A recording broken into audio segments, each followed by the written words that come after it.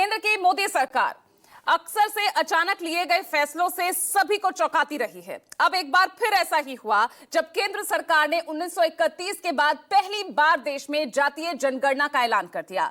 ऐसे में इसे मोदी का मास्टर स्ट्रोक भी कहा जा सकता है, क्योंकि इस एक फैसले से सत्ता पक्ष ने विपक्ष का जो सबसे बड़ा सियासी मुद्दा था उसे हथिया लिया है। हालांकि विपक्ष इसे अपनी जीत बता रहा है। कांग्रेस की तरफ से कहा गया कि सरकार तुम्हारी, सिस्टम हमारा। उधर तेजस्वी यादव इस फैसले की खुशी में आतिशबाजी करते नजर आए। अब इस मुद्दे पर क्रेडिट की जंग शुरू हो गई है। ऐसे में सवाल यह कि जातीय जनगणना जब होगी, क्या देश बदल जाएगा? यहां पर देश की राजनीति।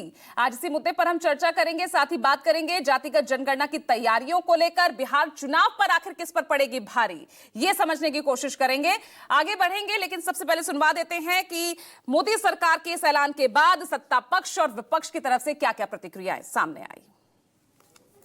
कांग्रेस की सरकारों ने आज तक जाति जनगणना का विरोध किया है। वर्ष 2010 में तत्कालीन प्रधानमंत्री दिवंगत डॉक्टर मनमोहन सिंह जी ने लोकसभा में आश्वासन दिया था कि जाति जनगणना पर कैबिनेट में विचार किया जाएगा। कांग्रेस और इंडी गठबंधन के दलों ने जाति जनगणना के विषय को केवल अपने राजनीतिक लाभ के लिए उपयोग किया। जातियों की गणना एक सर्वे के स्थान पर मूल जनगणना में ही सम्मिलित होनी चाहिए। इससे यह सुनिश्चित होगा कि समाज आर्थिक और सामाजिक दृष्टि से मजबूत होगा। हम इसको सपोर्ट करते हैं, पूरी तरह सपोर्ट करते हैं। अगर हम टाइमलाइन चाहते हैं, जानना चाहते हैं ये कब तक होगा, और ये एक पहला कदम है। तेलंगाना एक मॉडल बना है कास्ट सेंसस के लिए, और वो ब्लूप्रिंट बन सकती है। कास्ट सेंसस को डिजाइन करने में हमारा पूरा सरकार को समर्थन है कि हम डिजाइन करेंगे। हम सेंट्रल सवाल पूछ रहे हैं, चाहे ओबीसीज हो, दलित्स हो, आदिवासी हो, उनकी देश में कितनी भागीदारी है। देखिए, तो हम लोगों की मांग रही है, 30 साल पुरानी मांग रही है। सबसे पहले लालू जी ने और जितने हमारे पुरखे थे समाजवादी नेता, उन लोगों ने आवाज उठाया है। सबसे पहली बार किसी राज्य ने कराया तो बिहार था। महागठबंधन की सरकार थी जिसमें हम उप मुख्यमंत्री थे। प्रधानमंत्री से भी हम लोग मिलने गए थे कि भाई करा लीजिए देश भर में, लेकिन पार्लियामेंट में मना कर दिया गया।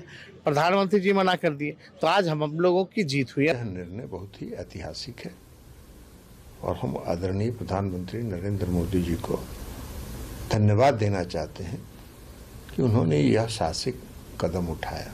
और कांग्रेस पार्टी कभी इसके प्रति गंभीर नहीं है। वो राजनीतिक इस्तेमाल के लिए करते हैं और समाज में तनाव पैदा करना चाहते हैं। ये बड़ा और ऐतिहासिक फैसला है, जिसके लिए मैं अपनी तरफ से, मेरी पार्टी लोक जनशक्ति पार्टी रामविलास की तरफ से, मेरे प्रधानमंत्री आदरणीय नरेंद्र मोदी जी का हृदय से आभार प्रकट करता हूं। आज एक बार फिर से साबित हुआ कि हमारी सरकार हर उस फैसले को लेगी जो जनता के हित में हो। समाजवादी पार्टी बहुत लंबे समय से जातीय जनगणना कराने की मांग कर रही थी। आज उस मांग को सरकार ने स्वीकार कर लिया है। ये देश के दलितों और पिछड़ों की जीत है।